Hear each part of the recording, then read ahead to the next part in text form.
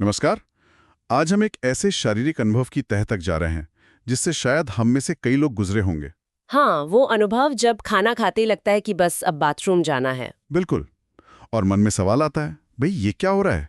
क्या मेरा पाचन ठीक नहीं, कोई गड़बड़ तो नहीं? ये सवाल बहुत आम है। तो हमारे पास जो जानकारी है वो इसी चिंता पर रोशनी डालती है।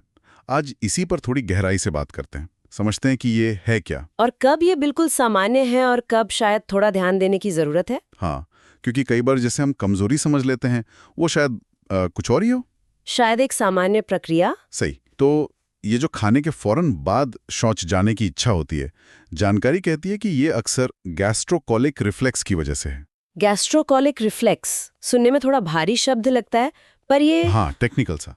पर ये शरीर का एक बहुत ही सामान्य कुदरती तरीका है, कोई बीमारी नहीं है ये। अच्छा, तो ये होता कैसे है? मतलब शरीर में क्या चल रहा होता है?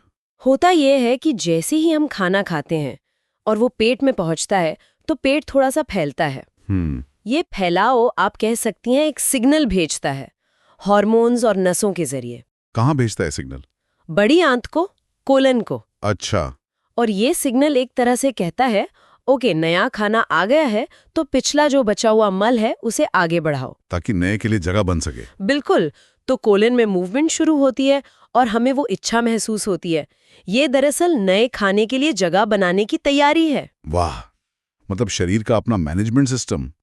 तो फिर ये कब माना जाए कि हाँ भाई ये एकदम नॉर्मल है, कोई चिंता की बात नहीं? ये पूरी तरह सामान्य है अगर कुछ चीजें ठीक हैं, जैसे अगर मल सही तरह से बंधा हुआ है, ठीक है। पेट में कोई दर्द, ऐंठन या भारीपन जैसा महसूस नहीं हो रहा, और सबसे जरूरी शौच जाने के बाद आपको हल्कापन और ताजगी महसूस हो, मतलब कमजोरी ना लगे।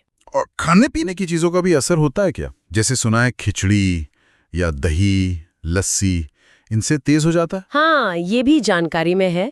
फाइबर वाली चीजें जैसे सब्जियां, फल, खिचड़ी या फिर डेयरी उत्पाद जैसे दूध, दही, लस्सी, ये इस रिफ्लेक्स को थोड़ा सा तेज कर सकते हैं। तो ये भी नॉर्मल है? हाँ, ये भी सामान्य दायरे में ही आता है। लेकिन फिर वो कौन से संकेत हैं जब हमें थोड़ा अलर्ट हो जाना चाहिए कि ये सिर्फ रिफ्लेक्स नहीं, शायद कुछ और है? हाँ, ये जानना बहुत जरूरी है।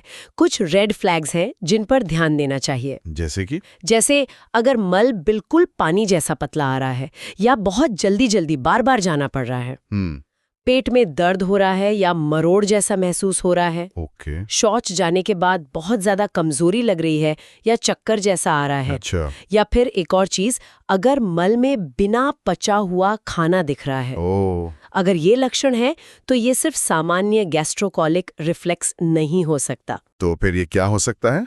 जानकारी क्या कहती है? जानकारी इशारा करती है कि ये लक्षण इरिटेबल बाउल सिंड्रोम यानी आईबीएस के हो सकते हैं। आईबीएस, आंतों की समस्या जो होती है? जी, जिसमें पेट में दर्द रहता है और बाउल हैबिट्स बदल जाती हैं। या फिर पाचन तंत्र में कोई सूजन हो सकती है या किसी खाने की चीज से एलर्जी या इंटॉलरेंस, जैसे लैक्टोस इंटॉलरेंस या ग्लूटेन इंटॉलरेंस। बिल्कुल, वो भी एक कारण हो सकता है। और जानकारी में तनाव का भी जिक्र था, है ना? क्या स्ट्रेस भी इसे गड़बड़ कर सकता है? हाँ बिल्कुल, तनाव का हमारे पाचन पर बहुत सीधा असर पड़ता है। कैसे? ज्यादा तनाव में ये गैस्ट्रोकोलिक रिफ्लेक्स या तो बहुत ज्यादा तेज हो सकता है, मतलब बार बार जाना पड़ सकता है, या फिर बिल्कुल धीमा पड़ सकता है, कब्ज जैसा हो सकता है। अच्छा, दोनों तरह से असर कर सकता है। जी, वो पूरी लय बिगाड़ देता है। इसीलिए स्ट्रेस मैनेजमेंट जरूरी है। खाना पच ही नहीं रहा। और यही सबसे बड़ा मिथक है जिसे ये जानकारी तोड़ती है। सच में? हाँ, असल में ये कमजोर पाचन की निशानी होने के बजाय एक सक्रिय, एक हेल्दी पाचन तंत्र का संकेत हो सकता है। मतलब उल्टा? एक तरह से हाँ। इसका मतलब है कि आपका शरीर पेट भरने के सिग्नल पर सही और तेजी से प्रतिक्रिया दे रहा है। और वैसे भी रोज नियमित रूप से शौच जाना तो अच्छे पाचन की निशानी माना ही जाता है। तो मतलब अगर वो चेतावनी वाले लक्षण नहीं हैं, तो चिंता करने की जरूरत नहीं, ये अच्छी बात है। बिल्कुल। और पाचन को अच्छा बनाए रखने के लिए कुछ आसान आदतें अपनाने की सलाह भी है। जैसे खाने में फाइबर ठीक मात्रा में लेना, फल, सब्जियां, साबुत अनाज, दिन भर में पानी पर्याप्त पीना, हाइड्रेटेड रहना। जी। और हाँ, जिसकी हमने बात की, तनाव को मैनेज करना, योग, ध्यान, जो भी तरीका काम करे। छोटी छोटी चीजें हैं पर असरदार। बहुत असरदार। ये पाचन की लय को बनाए रखने में मदद करती हैं। तो कुल मिला के आज की इस बातचीत से जो बात निकल कर आई है वो ये है कि खाने के तुरंत बाद शौच की इच्छा होना ज्यादातर मामलों में एक सामान्य शारीरिक प्रक्रिया है। जी, गैस्ट्रोकोलिक रिफ्लेक्स। हाँ, घबराने की बात नहीं, बशर्ते कि आप बाद में ठीक महसूस कर रहे हो, हल्का, एनर्जेटिक। अपने शरीर के संकेतों को सुने, वो सबसे जरूरी है। बिल्कुल।